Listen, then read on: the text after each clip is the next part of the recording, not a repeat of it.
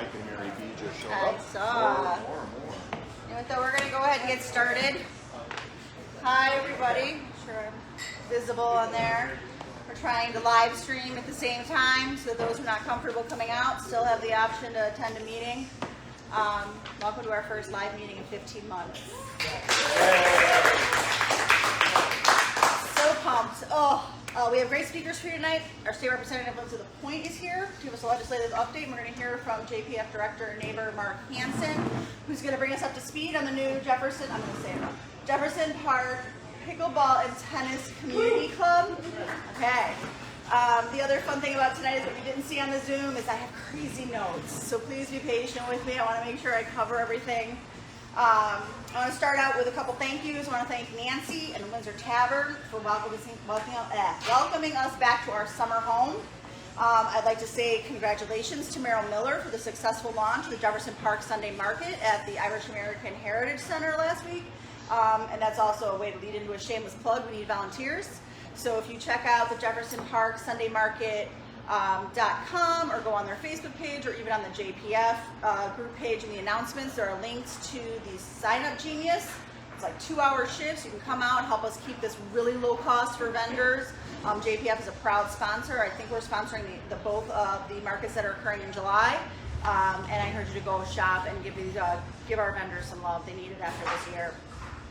One final thank you goes out to the Jefferson Park Chamber and everyone else that's doing everything that they're doing to bring back Jeff Fest. So we are going to have Jeff Fest, and JPF is back hosting the community stage. Our lovely member Adele is going to help us with the booking of musicians. We're going to have a great local music lineup, and we are looking for sponsors. So we want to pay our artists. We're not asking them to do this for free. JPF covers the entire cost of all artist payments, and we are paying for lights, which will be a one-time buy this year, and hopefully we will keep them for years to come. So if you have a business or you have personal sponsorship, come talk to me after the meeting, email me, message us on Facebook. We understand our local businesses have had a hard year, so we're not asking around hard selling here, but we really do need help. So if you have the bandwidth and you have the money, please reach out. So with that, really quick, I'm going to hand it over to Katie, who's going to give us our finance and membership update. So for our finances, You don't have to stand up. we currently have $9,505.05. We have current 127 active members, 96 regular, 5 associate, 25 business, and 1 nonprofit. Awesome. Those numbers went up, so thank you to everyone who renewed their memberships. So with that, I'm going to get us to the meat of the meeting and bring out our guest speakers. Our first guest speaker is State Representative Lindsay LaPointe, who has been very busy in Springfield over the last few months and is here to tell us all about it. Lindsay? All right. Make sure I'm standing in the right place to get out of your way. This is really cool and funky. Hi, everyone out there. Okay, I was in Springfield all day yesterday. I left at 6:30 a.m. I picked up Representative Will Guzzardi. We drove to Springfield, and I got back at about 11 p.m. We got a lot done in one day. We got a lot done in the legislative session that we finally had after not having a real one in 2020. Therefore, I have some notes in front of me, or else I will forget some really important bills that we passed. But first of all, I think you all know I'm Lindsay LaPointe, the state representative of where we are now, the 19th House District.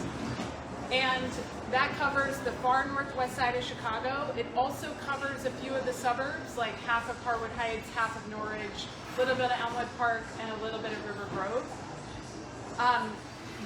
This is not something I knew 5 years ago, so I just want to orient you. Each state representative represents about 108,000 people. And obviously we go to Springfield and we do legislation, but there's 2 other things that are part of the job that I think are really important. And then in addition to that, like any leader in a neighborhood who's elected or not elected, you put your own stamp on the position and you do things your own way. Real quick, I just want everyone to know, the folks out there in virtual land can't see it, but my amazing chief of staff, Jessica, is here tonight. She's waving to the people that are here. And she, You're amazing. She really busts her butt to do a really important part of what our office does, and that is provide constituent services to people, the 108,000 people we represent. And so during the pandemic, that has been in turbo mode.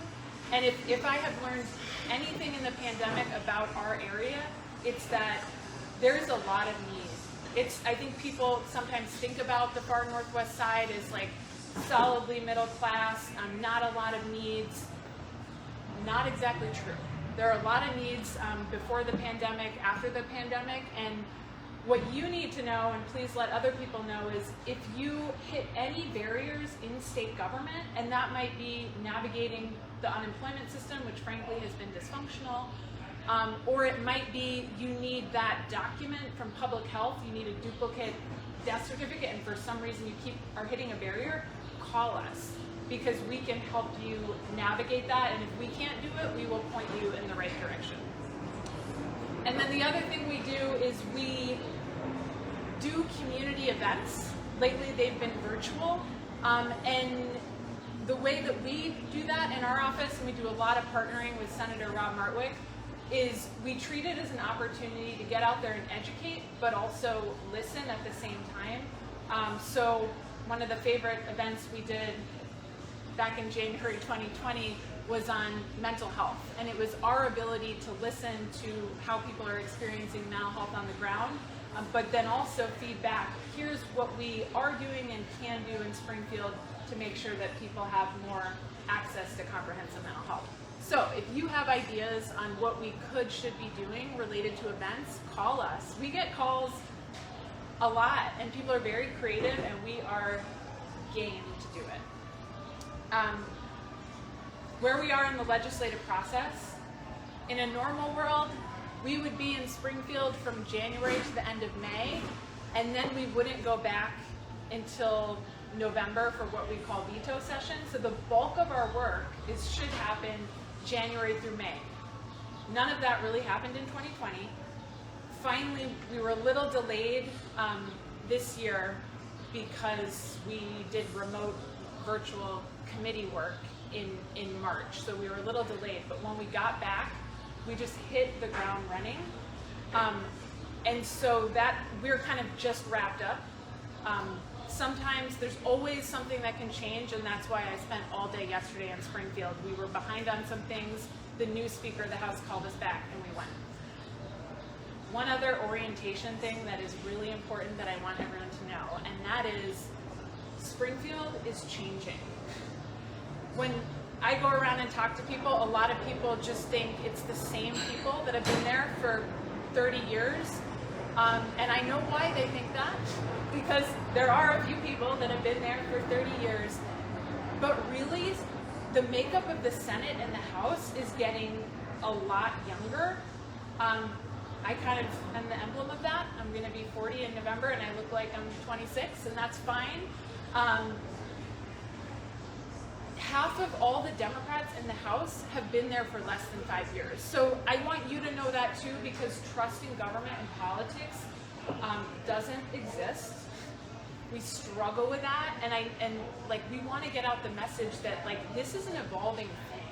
It's changing, and a really important piece of that change is we finally saw our longtime 36-year Speaker of the House depart. He departed being Speaker, he departed being State Rep, and he departed being the head of the party. We can clap for that. And honestly, being a part of that change is one of the things, if not the thing, that I am most proud of. If you read the news, you might know 19 of us Democrats banded together in the House and said, we're not voting for Speaker. And we stood strong. I was the 6th Democrat in the House to do that. I did it last August. I did it on a telephone call to Speaker Madigan. And was I intimidated? Absolutely. Absolutely. But I said it to him directly. And I didn't know at that point that I'd be standing here, almost a year later with a new first Black Speaker of the House, Speaker Emanuel Chris Welch. But the reason I need notes to tell you about all of the bills we passed is in large part because we have a new speaker who values us as reps, he values our ideas, and he is pretty progressive. He's created a leadership team that is extremely diverse, and we got a lot done. Super proud of that. Okay, so what did we get done? And I hope somebody's watching the clock, so you can just cut me off when the time comes. When I think about what we got done, there's a bunch of big bills that we got done, and you've probably seen some headlines about those. There are also a bunch of bills that I led, which after being in office in 2020 without having the ability to pass bills, feels really good because that's what I'm here to do, pass bills. And then finally, there's at least one really, really important thing that we have not yet gotten done. So I'm going to start a little bit with my bills. I know a lot of you know that I used to be a social worker, and that is in large part why I'm even here. It's what inspired me to get into policy advocacy work. So the bills that I led this year really covered three main areas. Number one, expanding access to mental health support. We all know that's urgently needed. Number two, expanding opportunities for children and adults with disabilities. Illinois does a horrible job. And then finally, bills that support our workers. And so far, until we go back to Springfield, I've led the passage of 14 bills. To just touch on a few of them.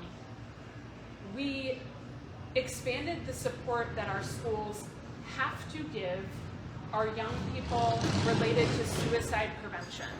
And we already did some of that based on a law we passed in 2015, but the law that I passed recognizes that there are certain populations of our young people who are at a heightened risk. It's just factual. LGBTQ youth, youth in foster care, youth in homelessness, youth who are bereaved by suicide. So this bill says to local school districts all around the state, you must recognize and change your policies to tweak them, to recognize that some kids need more support. So that actually passed unanimously. Republicans and Democrats, they all voted for it, which is great. And I know it's needed. I've had a lot of conversations with people around the state and in more rural areas. People don't want to talk about LGBTQ youth. So this forces people to do that, really important. Related to developmental disabilities, which is something near and dear to my heart, I have a really close partnership with Vaughn Occupational High School in Portage Park. You've all driven by it. It is one of our high schools that is focused for our young people with special education needs. Young people can stay in school up until their 21st birthday right now. But what I heard from Vaughn when I started visiting their local school council is that when school's over, there's like no support after school for young adults and adults in terms of day programming, in terms of access to higher education. And the principal is this amazing man, Noel McNally. He's going to retire this year, and he came to me like on day 2 with a binder full of ideas of what we need to do to change the law to expand access to post-secondary education. He initially came to me in January 2020. I was a little overwhelmed, like, oh my gosh, I haven't passed any bill yet. Am I going to be able to do this for Vaughn, for Noel McNally? We did it. We passed a bill that implementation is key, but it makes tweaks in the law to make sure that young people with disabilities have more access to community colleges and to dual credit while they're still in high school, so they can have full opportunities as they should, as our children really, really should, and our adults. And then another thing related to that, which I think we all know people this will affect. Right now, you can, if you have a disability, you can stay in school at Vaughn, for example, until your 22nd birthday. So if your 22nd birthday was October 1st, you're going to school November 30th, and then all of a sudden, that's your last day of school.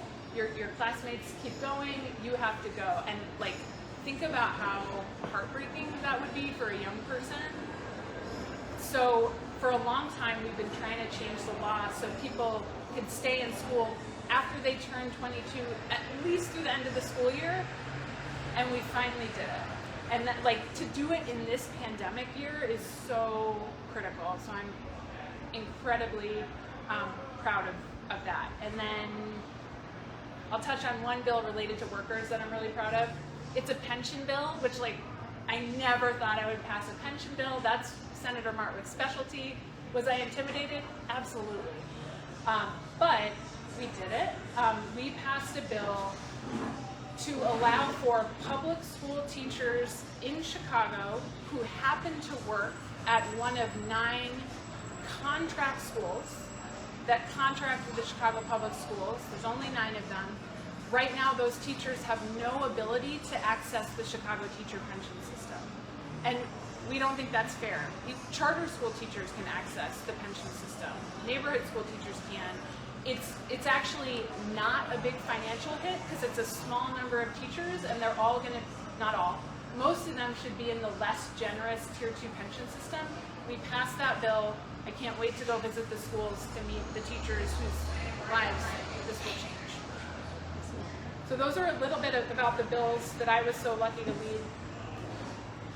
Stable and accessible housing opportunities is something that has always been important to me, in large part because I worked a lot in homelessness as an outreach worker and as a case manager. We passed 2 big bills in Illinois this year that increase housing opportunities, and they help landlords and tenants. One is an emergency housing relief package that was led by Representative Delia Ramirez in Humboldt Park. She let me be her co-pilot on it. We had been working on it since May 2020, and we finally passed it, I believe it was March 2021. The bill makes some changes so rental assistance dollars flow more efficiently, and the reason that's so important is because the multiple federal aid packages that just passed all come with a lot of rental assistance, and if that program's not set up well, then that money gets stuck at the Illinois Housing Development Authority. It doesn't flow to landlords, it does not flow to tenants, it's not helping anyone. So that's a part of the bill. The bill expands the ceiling of eviction records, also really important. During the pandemic, a lot of people are losing income. You know, we're turning a corner on that, no doubt, but we had a whole year where people were really struggling. And so if people get evicted, it's important to create a mechanism to make it easier for them to seal that. And there's ways to unseal it if the eviction didn't have to do with non-payment of rent, because it's important. But we had agreement from the realtors and landlord groups across the state, so I'm very, very proud of that bill. And then 2 weeks ago, we passed a really big affordable housing omnibus bill that dedicates some ARP, that's the next wave of federal relief dollars, to affordable housing development and rehabilitation. Will Guzzardi led that bill. That's something I'm very, very proud of, because affordable housing is needed in every corner of Illinois. It's not just only needed in certain areas that are gentrifying in the city of Chicago. So I'm proud of that. Okay, the budget. We have to pass a state budget every year, and it's always challenging. It's always a conversation. The governor introduces their budget in about February, and then it's a negotiation. The best thing about this budget, there's a lot of good things, but we didn't raise income taxes. We did not raise state income taxes, and there was so much fear that we were going to have to do that. Part of that fear came from how we did not pass a progressive income tax back in November. But we were able to figure it out and fill some budget holes and not raise the income tax. That's huge. We were also able to fully fund what is called our evidence-based funding formula, which is a law related to our funding of schools that we passed in 2015, and it's an equitable way to fund our schools. We didn't fund the formula in 2020. So the fact that we were able to put in the required $350 million is really big. And there were a lot of Democrats who fought for that because when Pritzker first introduced the budget in February, he actually didn't have that in there. It's always a conversation. We adequately funded services for adults with developmental disabilities for the first time, I believe, ever. I'm so proud of that. It's huge. Like, we are under a court order to actually provide services, and we don't do it. And right now, there's a wait list of 17,000 adults waiting to get day programming, and I'm sure you've met families, maybe you are one, who are in this situation. When I go out and about and meet people, I meet parents whose 30-year-old son lives in the basement and they're terrified because there's no pathway for any sort of group living or independence because the wait list is 17,000 people long. It's unacceptable.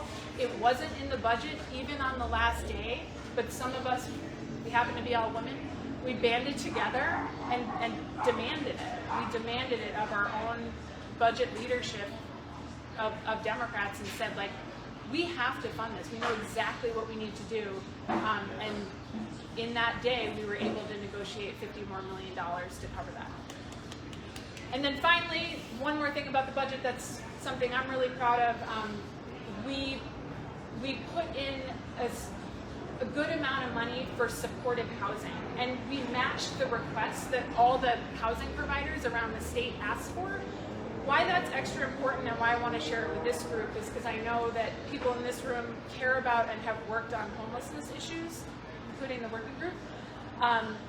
And supportive housing it's basically subsidized housing that comes with services, recognizing that a lot of people who end up homeless are struggling with addiction or pretty severe mental health issues.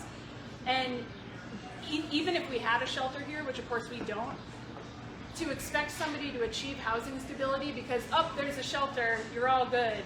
For someone that's been sleeping on a park bench for 15 years, it just doesn't work. People need more intensive support, and it needs to come with housing because to try to recover from severe mental illness while you're unhoused is like the biggest uphill battle. And we adequately funded that system. And so what that means to me is, like, we're gonna see wait lists open up a little bit. We're gonna see our ability to get our neighbors who live by the Jefferson Park Blue Line unhoused onto these wait lists. So I'm super excited about that. Okay, next bucket. We passed some really big bills in Springfield in April, May, and yesterday. Can't talk about all of them, but I'm going to talk about 3 or 4. Really big one, looking at JC, is the elected school board for the city of Chicago. Our Senator, Rob Marwick, had been working on that bill for years. Talk about fortitude, And as you've probably experienced, that has been on some referendums over the years. And the referendums always showed like 85%, 90% of people support this. Some people don't. Like, a lot of fears about what this would mean came up at the end, and there was actually a lot of compromise along the way. And the main figurehead, you've probably seen it in the news, who wasn't a big fan, was Lori Lightfoot. But it's a big compromise. And so what it ended up being is not elected school board tomorrow. It is a hybrid model starting in late 2024, 2025, where there's going to be 10 people who run, and the mayor is going to appoint 10 other people, and she will appoint a board president, and we'll do that hybrid model for 2 years, and then those other 10 seats will become fully elected. And there were some significant compromises made along the way. A lot of people didn't want any hybrid model whatsoever. That's a really big deal. Every other school district in the state of Illinois has an elected system. We in Chicago don't. I bet if I ask people if our schools have been historically run well, I doubt anyone would raise their hand. So the bottom line is the status quo was not working. We need to try what every other school district in the state has already done. Okay, we passed a big elections bill. And why I think this is really important is because so many states around us and to the south of us are eroding voting rights in a way that gives me anxiety when I go to bed at night. The governor signed it like 5 hours ago. We passed a bill in May to strengthen our election system, to make our ability to vote more robust. So a few things about that. Number one, November 2022 Election Day is going to be a state holiday. For that 1 year, we're kind of testing it out.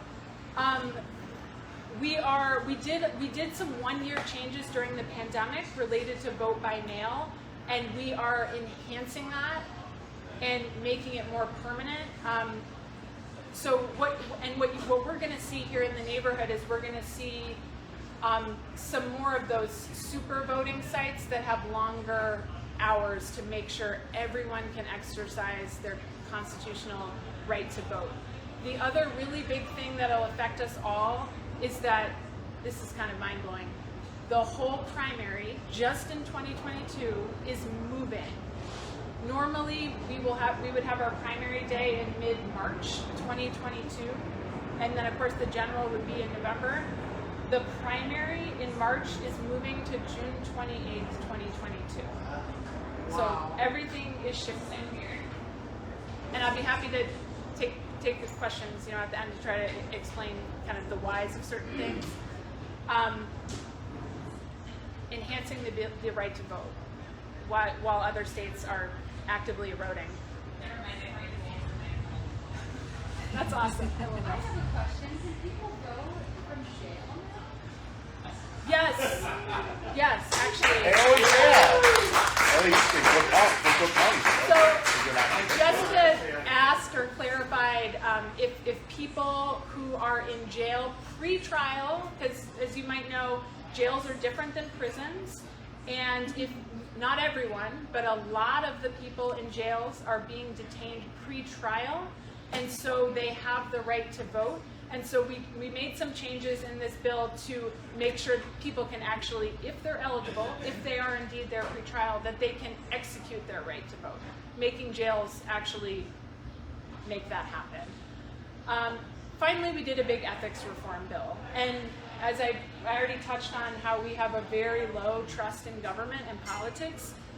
So for me, from the moment I got into office, that just hit me over the head. Like, wow, like people really don't trust government and politics. And so making sure we strengthen our ethics laws has been really important to me ever since it hit me over the head. There are a lot of things in Illinois that I bet you think are illegal, but they're actually not. So every time we do an ethics reform package, we take another step to make things be illegal that frankly, me and probably a lot of you think should be illegal or think are already illegal. So let me just touch on a few of those things. I'm a state representative. If I quit tomorrow and wanted to become a lobbyist Monday, I could do that. I don't think that's right. I think a lot of people don't think that's right. And so we have created a revolving door of 6 months. I wanted it to be longer, but unfortunately you cannot get everything you want in Springfield, and you fight some here, and then you pause, and then you go fight some over here. It also strengthens, not strengthen isn't the right word, because it creates some new prohibitions on lobbying. Right now, as your state rep, I could have a side job lobbying city council. That is legal. I don't think that's right and appropriate. So we changed the law to make it so now I couldn't do that if I work for a lobbying entity that also lobbies state government. I would have liked to go further. And I hope that we do that next year and the year after. But that's just, I want to just give you a flavor on some of what we did to strengthen ethics. The really big thing that we didn't do, and I am wrapping up here, because we did get a lot done, but ostensibly we went back to Springfield yesterday for one day to do a handful of things. But really one of the biggest things we should have done is to pass a long overdue bill related to energy and the environment. And there's been this bill out there for a good 2 years called the Clean Energy Jobs Act that would put Illinois on a pathway to 100% renewable energy, 100% by 2050. And that's the guiding light, in my opinion, because I'm fully supportive of that. And we did not get to vote for it. It is still under negotiations. One of the big things that needs to happen is there is a coal plant in the Metro East area that is the 7th biggest polluter in the country. And some suburbs and municipalities bought into that. They get their power from it. So if we were to take it offline in 2030, then that would be very difficult for the taxpayers in those suburbs and those municipalities. That's just one of the sticking points. Other things in the bill are related to holding utilities accountable.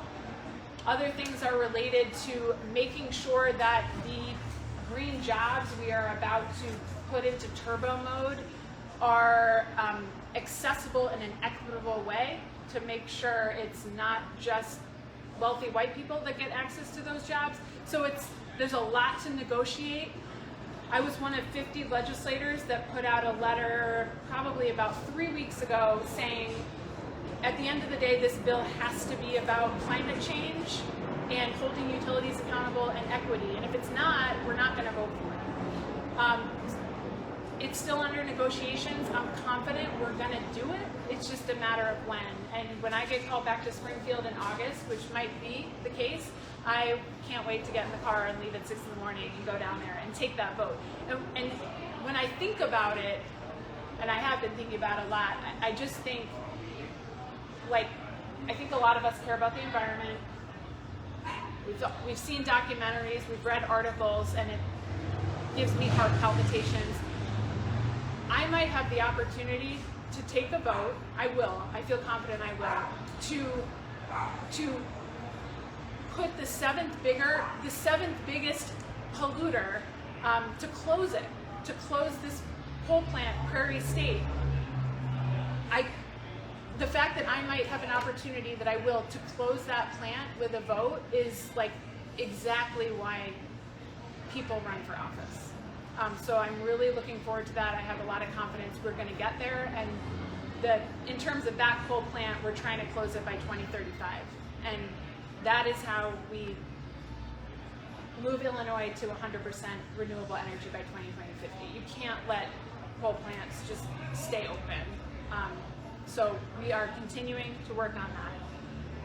That was a lot because we did a lot. And let me just go back to something I said at the beginning. We did a lot because Springfield is changing. And we have people who are there for the right reasons. We have new leadership after 36 years of the same speaker. And I'm very, very hopeful about our ability to continue to do things to change people's lives. And what's most important to me, kind of one of my guiding lights, is I want everything I do to expand opportunities for people, to create more opportunities for people who live around here and across the whole state of Illinois.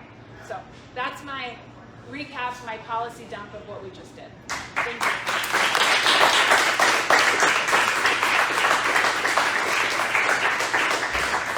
Before we move on, did anyone have any questions? Yes, I do. All right, I saw him first. I'm going to go with Adam, and then we'll go with Dobra. Quick question, Adam Jaffers, a little rabble rouser. Thank you for everything that you've done so far. It's been pretty great.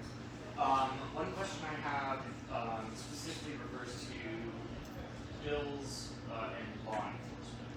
Recently, we saw one that went directly to the fact that Illinois police officers can no longer lie to children during interrogations, which goes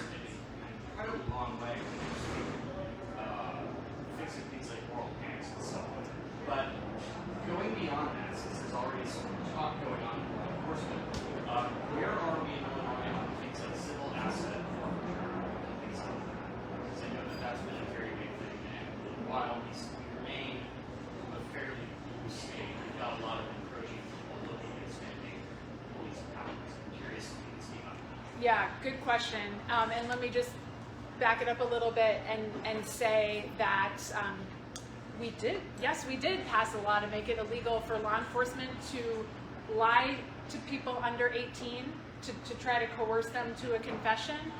And that was completely bipartisan.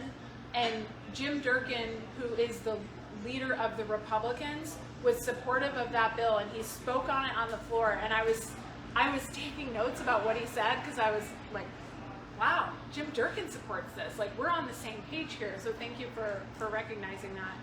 And just on a bigger picture level, we are taking some big steps to create a criminal justice system that is more rehabilitative, that recognizes that people can change, that we can hold people accountable, but it doesn't mean they have to be locked up for 50 years, and that punishment isn't the only answer. And changing how we police is a part of that.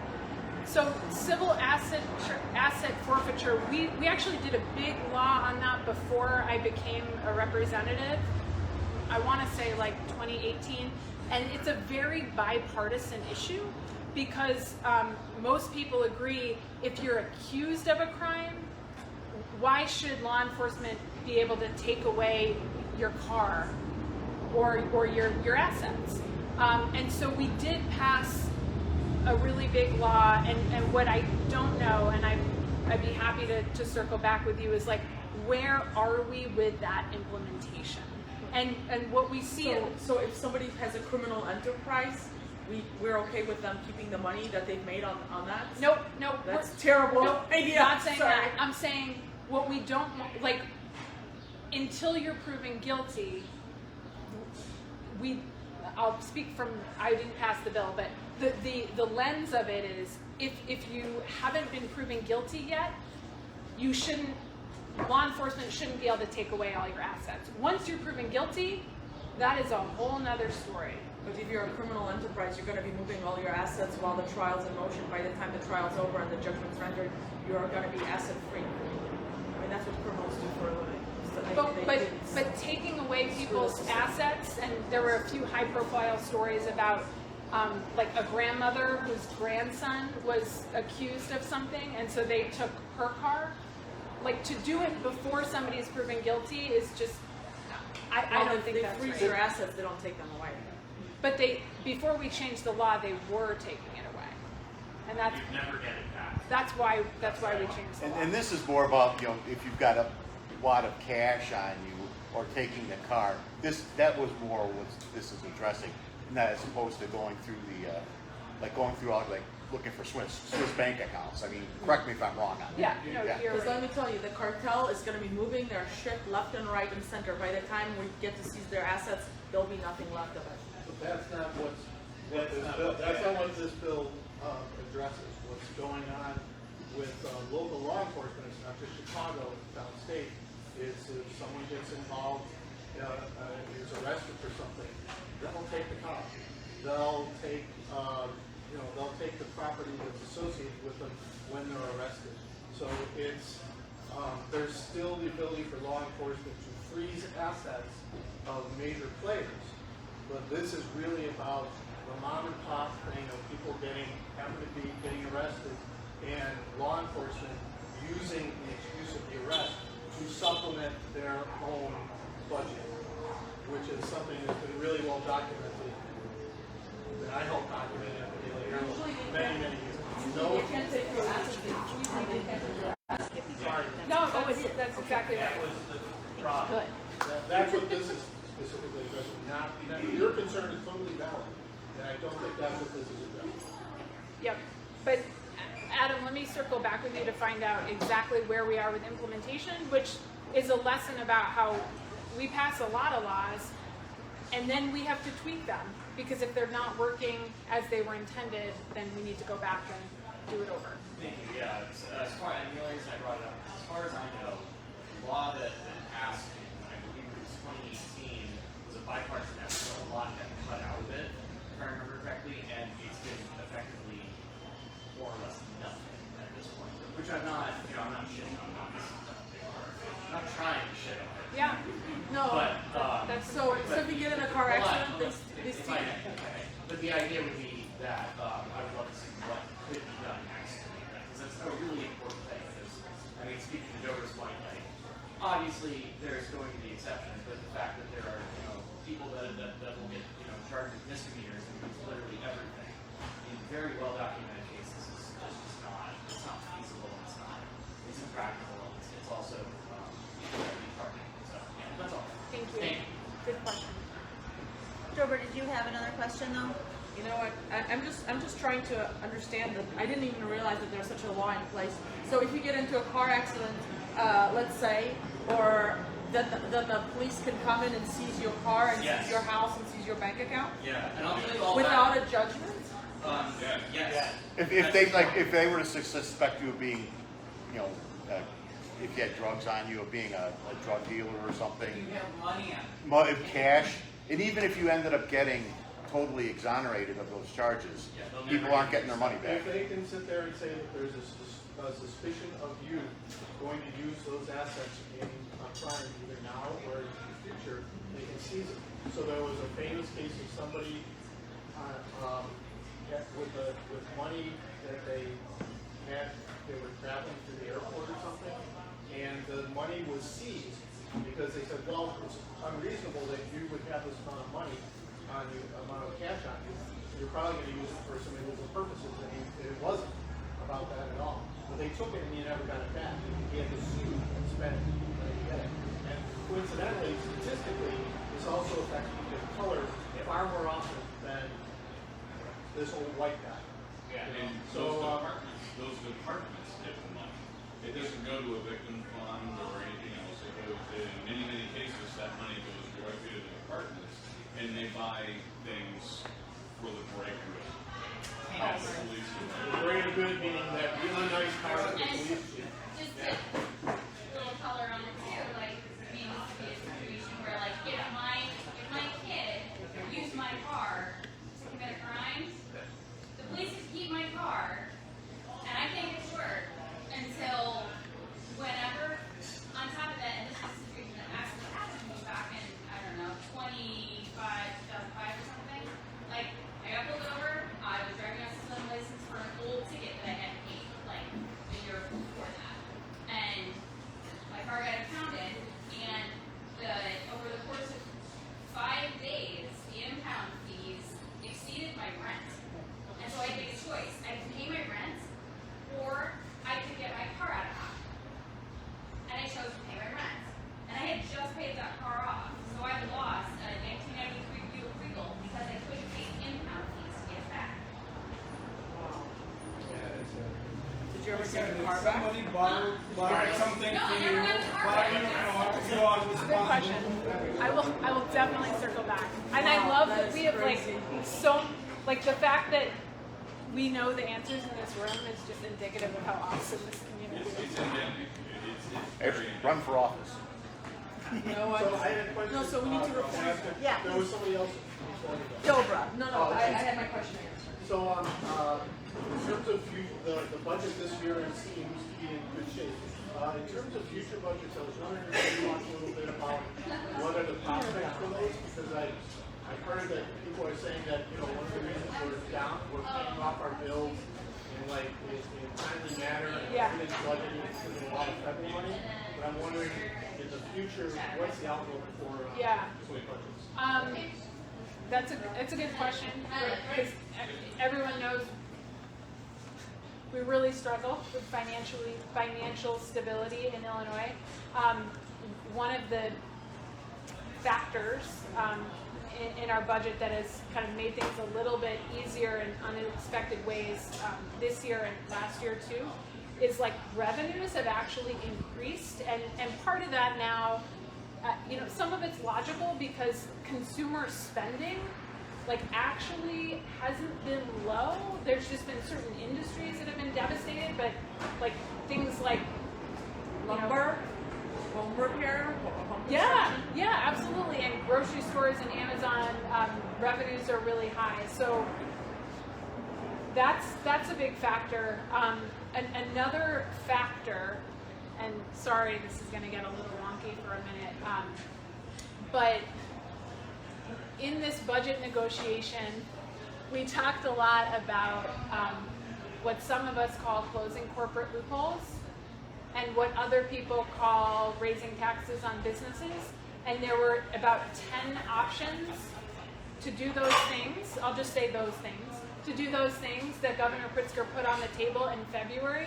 And if we had done all of those 10 things, corporate loopholes, raising taxes on businesses, it would have resulted in $1 billion. And we did 3 of those things. And so as a relatively new person, what that showed me that is like, there's going to be options on the table. We did 3 out of 10. And some of them are very, very, in my opinion, logical.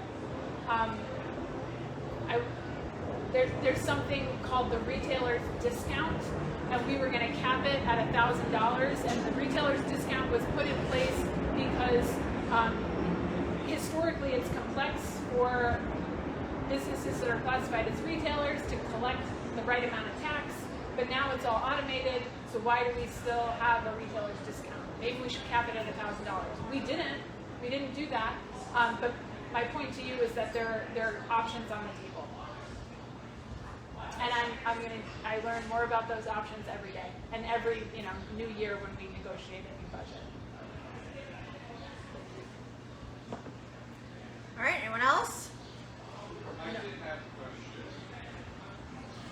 Just in curiosity, if anybody knows in the room, what is the occupancy rate for business or residential buildings in the area? How many residential or how many business are empty? Because that is a potential solution to the beginning of the discussion about homelessness. Yeah. And homelessness recovery rate in the area. I just recently moved here from downstate, and I work with a homeless shelter down there. I have some insight on some programs, but that's my first question. What do we know about that? Yeah. Okay, so Can you give us a range? Listen, let me give you the down low. I've been fighting, I'm part of the Chamber of Commerce, I'm the board, and I've been fighting for years to get this empty storefronts rented out. What the landlords do in this area, when you call them, because I have different businesses call the chamber, we want to get them moved in, the landlord quotes us $100 a square foot here in Jefferson Park. So for 1,000 square feet, that's a lot of money. Yep. So, or they don't respond at all. And there's a big realtor in this neck of the woods called Cuzonis, and they teach classes on how to keep buildings vacant, so that the buildings will be empty. They don't have to pay sewage, water tax on it. Their building property taxes go way down because of that, and they get a tax write-off.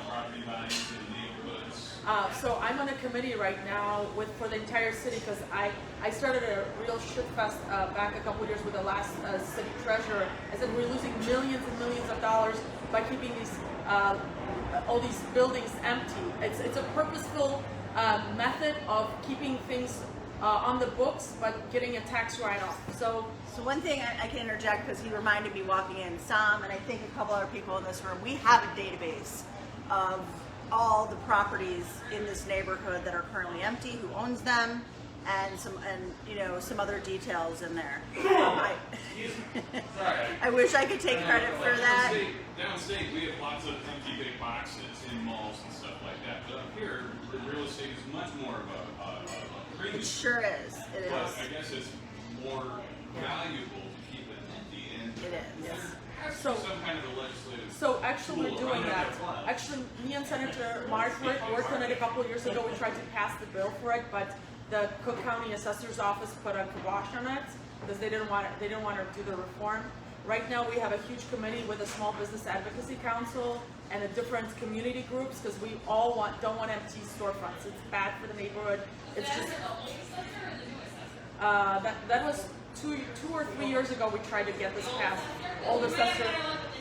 Exactly. And the point of what I was saying is you should join our community development group who discusses this at length. We have meetings. They're Zoom. They're still virtual for now, and and Mark is gonna lead. So we're gonna pull you in, and I work with the working group on homelessness. So I'm gonna pull you in, and you just volunteered for a lot of stuff, friend.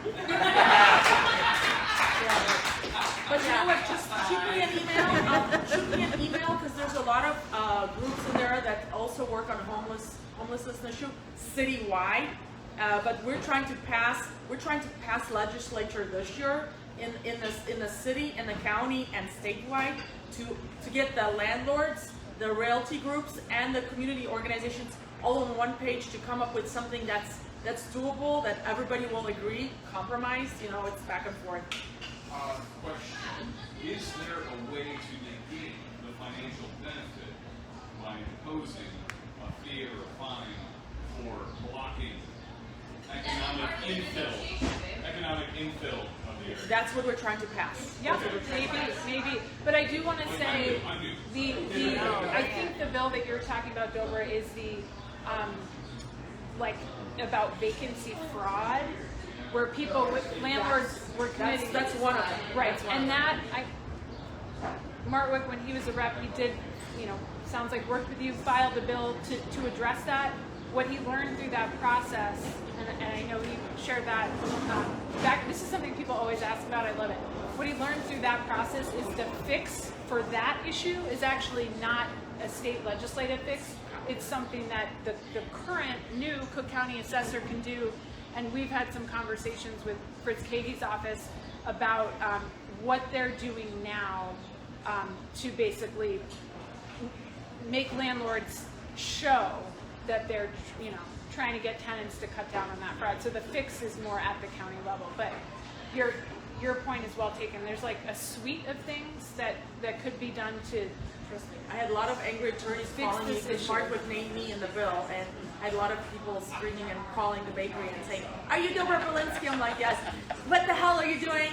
Stop messing with my money." And I'm like, "Okay, who is this?" They're like, "Send the phone out." I'm like, "Okay, thank you, John Martha." So glad you're involved. Yeah, but there's a whole group. But we've got the Small Business Advocacy Council. We've got a lot of community groups, a lot of business corridor groups, a lot of people that are also work with the homeless. So we're trying to get to.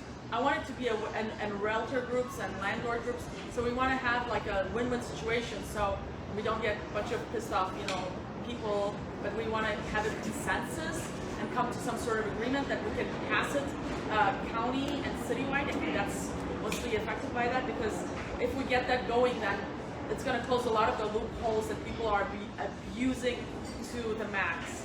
Certainly. I'm not once we figure out what 25 those years of levers having are an to empty state building, government, come on. There has to be somebody that can go into it. In a quarter of a century, you couldn't find somebody to go into that building. Yeah. That's a bunch of crock as far as, if it smells like S ending with T, it is S ending with T. Sorry. All right, let's keep it going though, because we still have another speaker and other stuff to cover. So does anyone have any other questions for Lindsay? We can, and you know what? We'll probably rope her into staying after, and we'll talk to her then too. Thank you so much.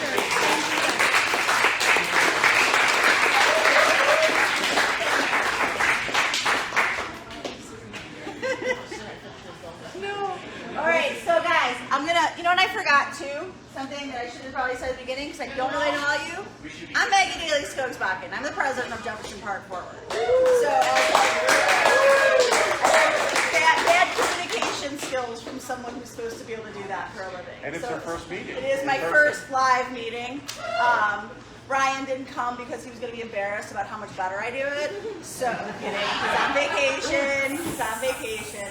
And I'm just so glad there's so many friendly places, because I am a little nervous. But with that, I'm going to bring up Mark Hansen, because we've got an awesome new community group. He's going to talk about it, and then he's going to go straight into our community development update and talk about what we're doing in that group too. So Mark?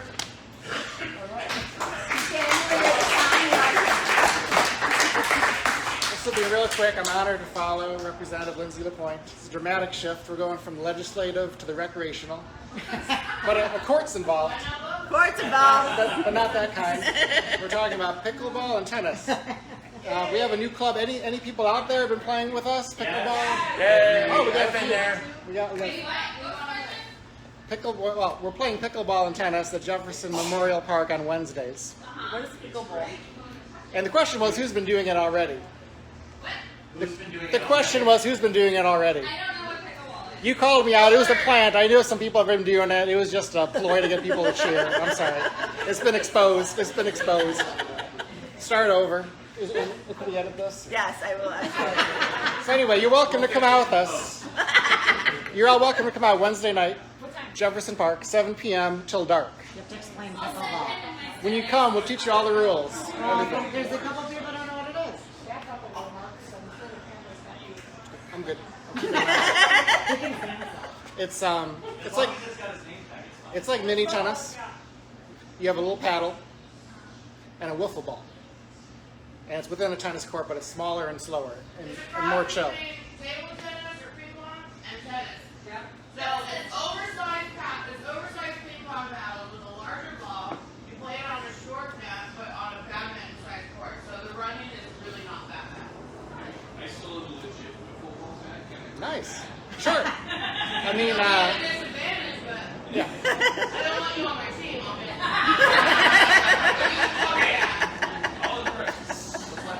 Oh, that's good. And that'd be cool. We can extend in the field too if you got your bat. That's good. Oh, we still have a grass field there for now. So that's good. Yeah. So Jefferson Park, pickleball, and tennis community club. Wednesday nights, Jefferson Memorial Park. A lot of people here are involved. Hi, Christine. And yes, there are opportunities to go out for a drink afterwards. Yeah, we go What? here or the Galvin's What? pub for post game usually. Pickleball. Wow. That was a very long explanation. They were very detailed and very long. There's much more when you come out about the scoring. There's 3 numbers in the scoring. There's all kinds of stuff going on. Yeah, I don't know any of that. My kind of game. There's a kitchen involved. You can't go in it. It's just unbelievable. Cool. So thanks, Maggie, for letting me plug the Jefferson Park Pickleball Club. it's fun. JC, Oh, please. this is not pickleball related. Can we get an update on salad pasta? All right, I do. It's summer. I've been harboring a couple possums. I eaten by a couple people in here. We're part of the pickleball club. I think it's summer, so Sal is traveling across the neighborhood. Keep an eye out for her. But it just shows what JPF is all about. Neighbors getting together and helping all our neighbors, including possums. I have a question. Yes, sir. Is Sal the mascot for the pickleball club? It's a good idea. Someone over here under the table is super jealous. Cheeky is our mascot for JPF. Oh, Cheeky, Pickleball JPF, separate, yeah. Okay, she's with that. She would like to run for director of the defense club. Oh, she's showing out. Very cheap. Oh, okay. Oh, Cheeky's here. I didn't know that. She's wearing your dress. You're getting off. Usually she prefers pimples, but well, I'm a baby. And what's your point? All right, so then with community development, And, one more thematic thing too. Like someone mentioned last night, one cool thing about JPF is if you have an idea for something you want to do, like pickleball, we can just kind of do it. It wasn't like we had a big board meeting and talked about pickleball. I know Maggie, you've got the Knittervention Club, which is kind of similar, kind of underground, but people who go really like it. we do. So if you have an idea about things you want to do in the neighborhood, like pickleball or wiffle ball, whatever, we could probably do it. And the knitters could come and just watch us play It could be a collab. pickleball. Yeah. We are capable of doing both. What? Some people live and play pickleball. Well, you can do it at the same time. Some people intervention and play pickleball. And harbor possums. That's true. No, it's a good time. Keep that on your radar. Wednesday nights, Jefferson Park. So when animal control is driving around, I'm gonna send them to your house. Cool. Any other questions about pickleball? I'd be happy to answer them. Or tennis. Every Wednesday at 7 p.m. Yeah. Swing by anytime. It's very casual. Cool thing about pickleball is the games are short. You can jump in. It's not like you have to set up And a then go sit down. whole thing. You just drop in and out, pick up stuff. Bring your own lawn chair. They want to stand inside. Yeah. All right. You got anything for us on community development? Yeah, a couple topics in the Community Development Committee. We applied for the We Will Chicago program, the first citywide master plan in 60 plus years. And the city is focused on equity in this plan across neighborhoods. Question, Mike? Can't hear you at all. Sure. We Will Chicago, citywide master plan initiative under the new head of Department of Planning, Maurice Cox. They've invited community partners to apply to work on the project. And there's about 15 partners they'll select. We applied through filled out a number of pieces of information. We had a letter of recommendation from Lindsay LaPointe. We're honored to have that. And if we were to be selected, we actually would get a grant and host meetings and participate in research for a citywide master plan, the first in a number of years. And it's something that relates to topics we talk about in the community development meeting, so it's a natural thing to apply for. If we don't get it, we could probably volunteer for certain tasks within it, which includes meetings and research gathering throughout the year. And overall, the project is about a 3-year initiative to come up with a citywide master plan. There's, of course, a number of smaller plans, like there's the Jefferson Park master plan. A lot of you guys participated in meetings for a year or two ago. So this is an effort to have a real citywide master plan. They'll be have more power to be implemented, I think. I think a lot of the current master plans are sort of shelved and don't get a lot of traction. So we're excited about potentially participating in it as a full-on partner or volunteer. We often talk about community development in terms of properties and land in this area. The Lake Effect Brewing, we had Ryan Richter keeps in touch with that, and they made a lot of progress. They were last couple of days have made a lot of progress on the lead remediation in the building. And Clint isn't ready to have like a tour yet, but he said sooner rather than later he can take us in it potentially, small group. He's also exciting because it's like 4 blocks from my house. nice, nice. They just ran out of it inside. Good job. Good Cool, job. cool. I know he's announcing his kitchen partner next week at one of his VIP events. Some of you guys might keep track of. And the Weston's Alley is moving towards is on track for construction this fall, summer fall. Yeah, so that'll be awesome. The alley. Explain a little bit what the alley is. Well, probably, it's okay if I interject for instance, Yeah. some people that this maybe everybody doesn't know. We started this project several years ago to establish a people space in Jefferson Park where people can congregate publicly. And to do that, the alley was vacated. It's between Weston's Coffee Shop and the Popeyes on Milwaukee Avenue, if you're familiar with that. And it's going to be redesigned. There's going to be an arch over the top that says Jefferson Park. There's going to be places to sit. We might have some programming there, but Jefferson Park Forward is they are the community partner, and they are the ones that are actually going to be, I guess they're the managers, if you will, of the overall area, but it's for the entire community, but it'll be a place for people to congregate and hang out. So that will be hopefully finished within the next 6 months. And that project's already happening, and they're already doing that. Yep. It's in progress. I mean, there's nothing there right now. You go over there right now, it's just now. Right. But it's I mean, that seems like something the first would be really in favor of because we got there, like Weston, Popeyes, Gale Street, like all of that, and then people who want to be like, oh, I'm gonna go grab something to eat, and I'm gonna go to community space. It's all happening. Yep. Keep your eye out over there. Yeah, Nick Davis of Weston's has been an active partner and collaborator on all of this. So like he's really excited about it too. Is this guy stopping here? Yeah. So And my car is on the corner. that about wraps it up for community development. We do meet on the second Tuesdays each month. A lot of you guys come out to those meetings, and they touch on a lot of topics that I think you guys would like to talk more about. So second Tuesday of the month, new person. Yeah. Put it on the calendar. Yeah. Second Tuesday of the month. Yeah. Second Tuesday of the month? Yeah. that's- 7 o'clock via Zoom for now. Yeah, and we talk about stuff like this, and we have salon discussions sometimes too. Are you on Facebook? I do have that Facebook. JPF. I'm on MySpace. Nice. JPF Community Development on Facebook. We'll list all the events and meetings. Yep. And we'll share the meetings to the main group, but like the activity for the group really goes on the group page. All right. We're about done. We're about done. It's almost shot time. All right, so I'm gonna step up for 1 second. Thanks, Mark. So I'm gonna cover 2 things before we're done. I'm gonna talk about livability, and then I'm gonna give a little overview of our upcoming events because we're back and we're planning, and I'm super excited about everything. So, livability. So we have a gentleman, or a neighbor named Tom Lang, who has been helping us for years as part of our livability committee. And he has been taking care of the area out front of the Jefferson Park Post Office. That's all him. All the planning, all the flowers, all the maintenance. Tom has been doing it for a long time, and Tom is ready to be done doing it. So we are going to be sending out a call for new volunteers. Someone, it could be one person, it could be many. He's so close to the alderman's office, he might have an interest in maintaining that space. Perhaps. Maybe. But the basics are taking about 15-20 minutes a week to go by, pick up trash, make sure you're weeded. Twice a season, the beds get planted. We will fund all of that. We will pay for all of it. You just have to get it. And then right around Labor Day is the last event for that maintenance, and that includes planting a bunch of mums that will take us through October. And then that's the end of that season. So talk to me after this, message us, email me. If you want to be involved in helping beautify the neighborhood, like that's what we need. That's where the time is needed from our members.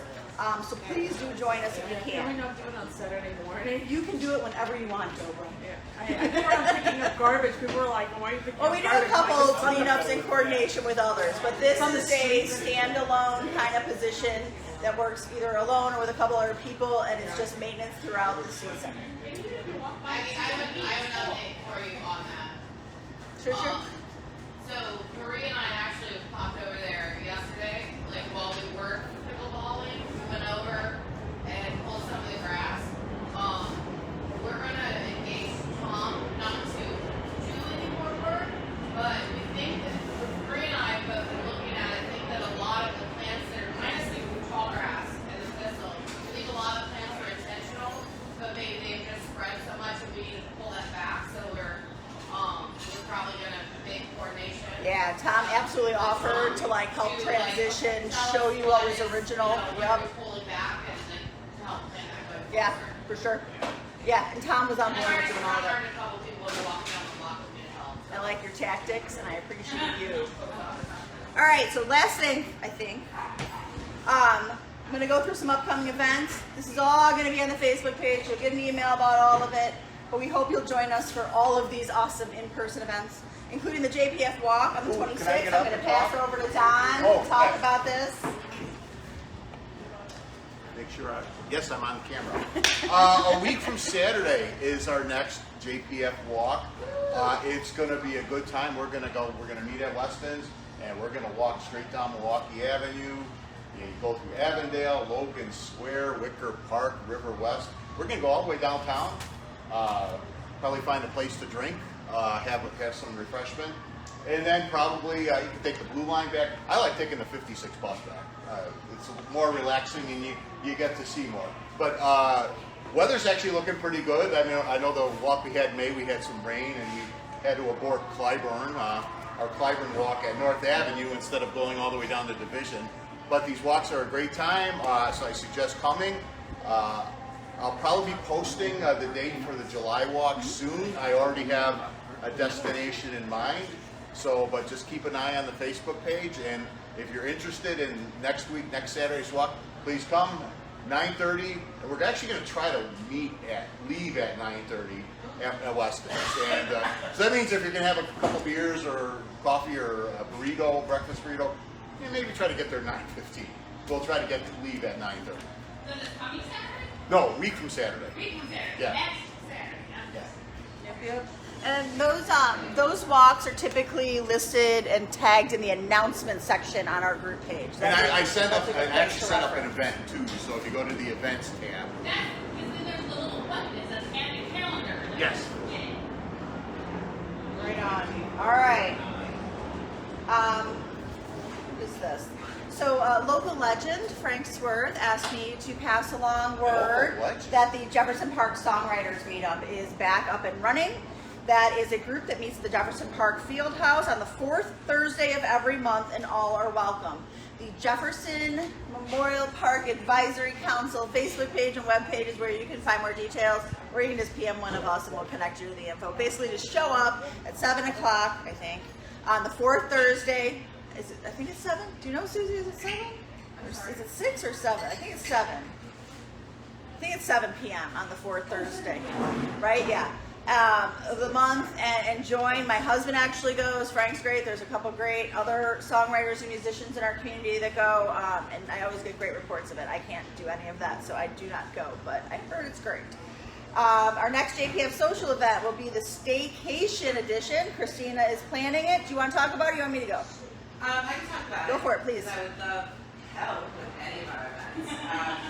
Now that we're back in person, we are actually, social committee's meeting, we had a meeting, and we went and planned an event at least one a month through January.